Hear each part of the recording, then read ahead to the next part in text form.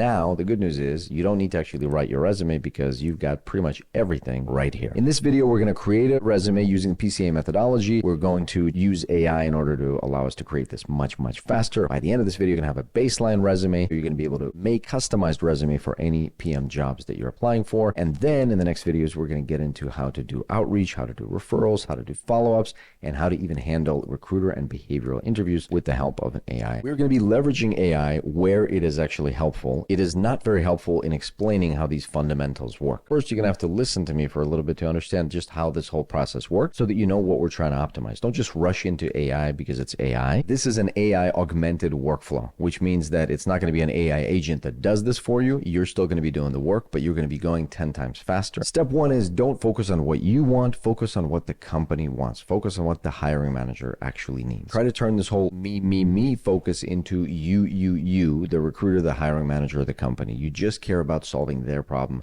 versus your own. Remember also that the resume's only real purpose is to get you the callback, not to get you the offer and not to get you the job. Super important. Really will save you a lot of time in optimization and just doing a bunch of stuff over and over to try to get this perfect result. Remember, just the callback. Next, a job description is going to have a lot of information, but your job is going to be to find the 3 or 5 most important elements on there. You're not going to focus on trying to match the whole thing. Recruiters will then scan for these 3 to 5 most important elements when they get your resume, and they will not be reviewing your overall resume for alignment to the job. And because there's so many candidates these days, what really matters is impact, scope, recognizability. So what you've done, at what level, and in which companies. Those are the biggest elements. And all we're trying to do with the resume is to make it easy for them to say yes to the callback. Now, the next step is we're going to put ourselves into the shoes of a recruiter. Candidate comes in, another one comes in, 10, 20, 30 come in. Okay, we now will quickly batch these, maybe 5 or 10 at a time. We're going to look for 3 to 5 skills that we were optimizing for, plus recognizable brands to make it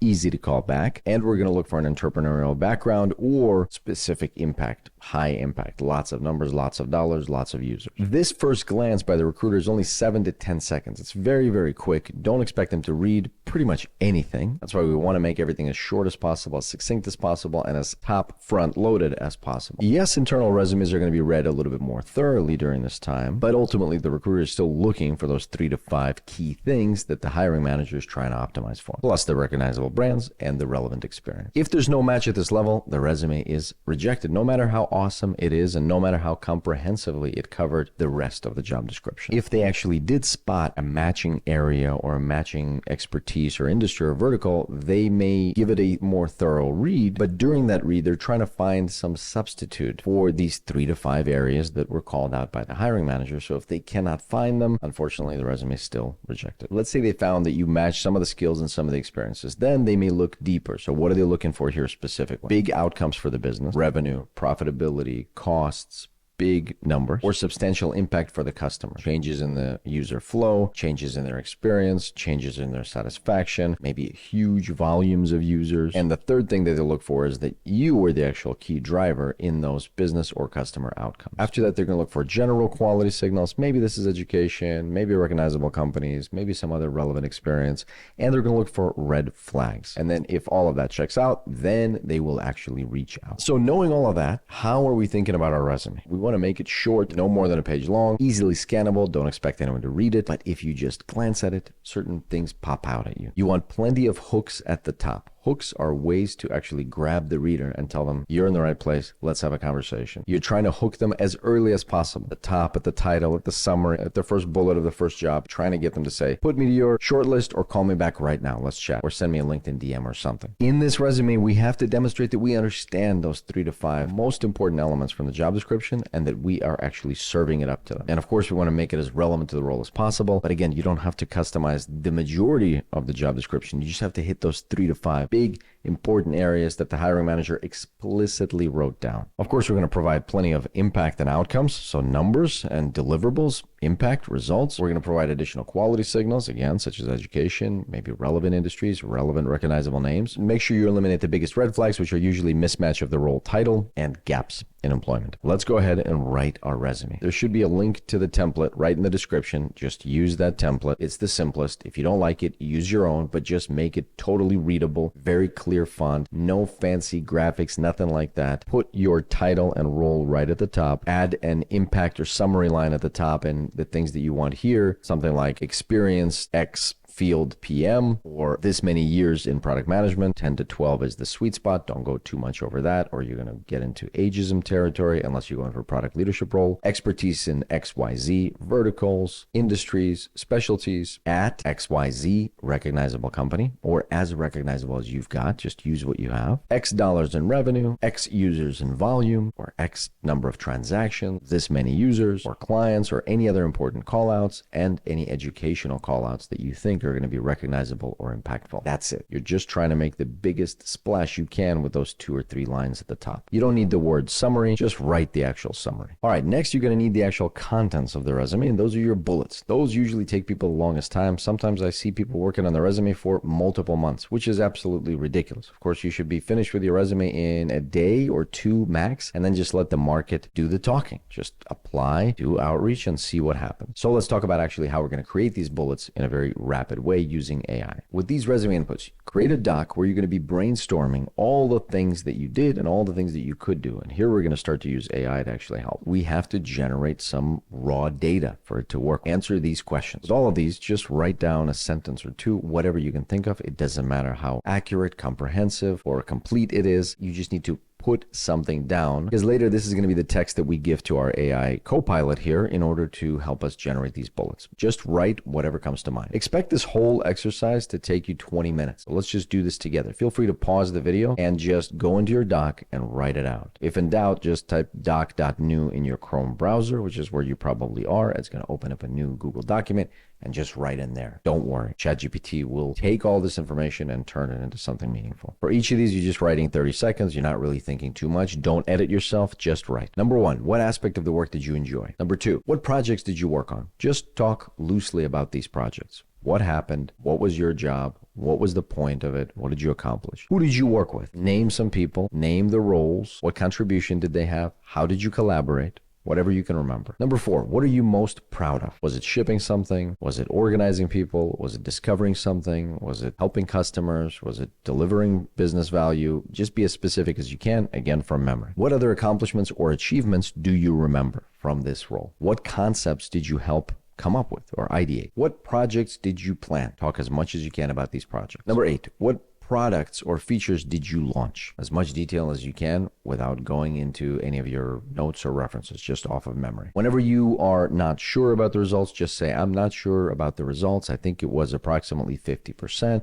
or I think we doubled it, but I'm not sure. Just say, I'm not sure. Continuing this thought, number 9 is what products or features did you land? So the first one was, did you launch? And then the second one, did you land? So the features, projects, and products that actually accomplished their stated goal. A little bit different from launching. Number 10, what difficulties or obstacles did you overcome? Obviously, there's going to be a lot of these. Feel free to list the small ones and the big ones. Just get it all down. Number 11, this is a broad one. What problems did you solve? Problems can be for your team members, for your managers, for you, for your executives, for your customers, for your cross-functional team. There's a lot of problems that you could have solved. Number 12, what did you learn along the way while you were solving these problems, launching, landing, doing all this work? And you can be as specific or as broad as you want here. Number 13, how did you work or collaborate with others in your cross-functional team? Go through all of them. Analysts, sales people, marketing people, engineers, business leaders, include everybody. How did you work together with them? What did you lead together with them? What did you build together with them? What problems did you have? Okay, now let's get into specific impact. Can you remember situations or products or features where you saved the company costs? How about when you optimized resources? Number 15, did you introduce any tools, methodologies, or systems into your team, org, or company? Number 16, were there moments where you had to make tough decisions or trade-offs? Number 17, what were these trade-offs? What were the options, and what did you end up doing? And how did you actually navigate them? Were there any processes or systems that you helped improve? We covered this one a little bit, but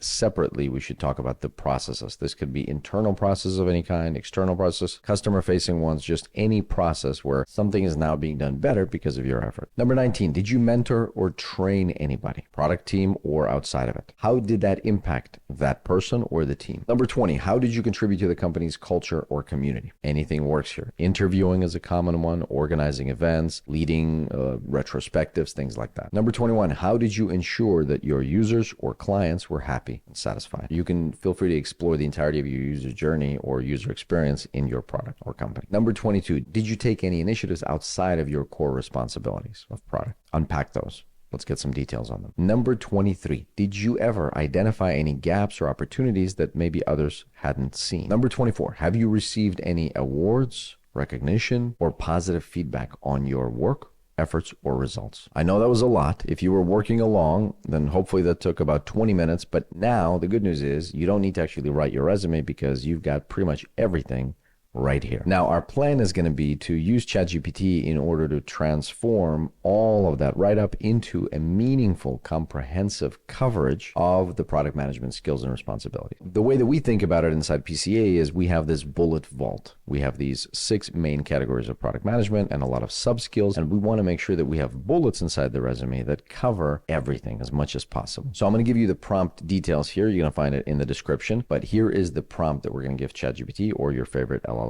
I'm creating a product management resume using PCA standards. I will give you my raw career history, plus the raw titles, careers, and dates. Create bullets in the format action verb, context, result, metric. Number 2, cover all bullet vault bundles across my career. Product design and development, ideation, design, improvement, problem solving, UX, UI, user research, customer empathy, leadership, team management, execution, end-to-end implementation, stakeholder management, strategy and planning, strategy, vision, planning, competitive and market analysis, decision-making, prioritization, goal setting, business and marketing, business acumen, marketing, GTM, entrepreneurial, partner management, negotiation, project management, agile, scrum, risk management, roadmap management, technical and analytical, technical acumen, trade-off analysis, data analysis, experimentation, process and system design, and finally, communication, collaboration, presentation, storytelling. Number 3, keep most bullets at 1 line. A few can be 2 to 3 lines. No walls of text. Up to 10 bullets per role. Remove descriptor adjectives and replace with measurable outcomes. Here is my raw career history, and here you paste all of the notes that we just generated in our doc. You can copy this prompt right from the description, and this should create a 1-page resume for you, or a 1 to 2-page resume within which you can stack rank the bullets and remove certain bullets in order to create the clean resume that you need. So from here, your resume should already be looking pretty good. Our next job is to actually take it and customize it to each job description that we're actually applying for. So this is going to turn our pretty solid baseline resume into an actual recruiter magnet that the recruiter is going to want to contact you about, because it solves for their actual problem. So here we're going to use AI to extract the 3 to 5 most important elements from a job description, which is usually full of generic terms and is usually written with ChatGPT to begin with. Find these 3 to 5 things, map the impact of what you've done with these 3 to 5 elements, and make sure they're at the very top. We'll also rewrite the summary to match the thing that the job description is asking for. And we're going to cut and deprioritize the bullets that don't align with the JD. Here's the second prompt that we use inside PCA in order to pull out the 3 to 5 most important elements from the job description and then customize our resumes to it. I'm going to walk you through this prompt, but you could just copy and paste it from the description. I will give you my baseline product management resume and a job description. Extract the top 3 to 5 non-generic must-have skills and experiences from the JD. Ignore vague terms like team player or excellent communicator. Ignore standard PM job requirements and responsibilities.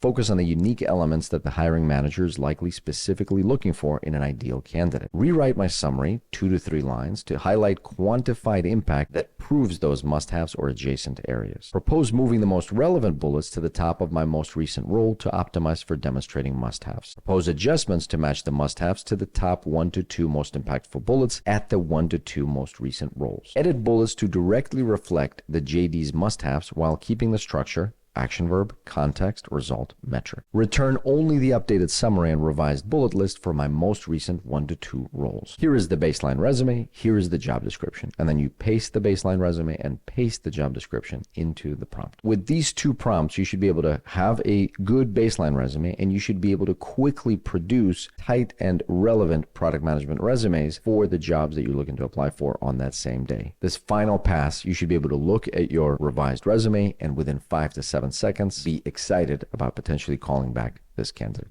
If you're looking for your next product management role right now, you could schedule a call with our team at PCA using the link in the description, and we can chat about whether we can help you in this next career jump. Thanks very much for watching. I'll see you next time.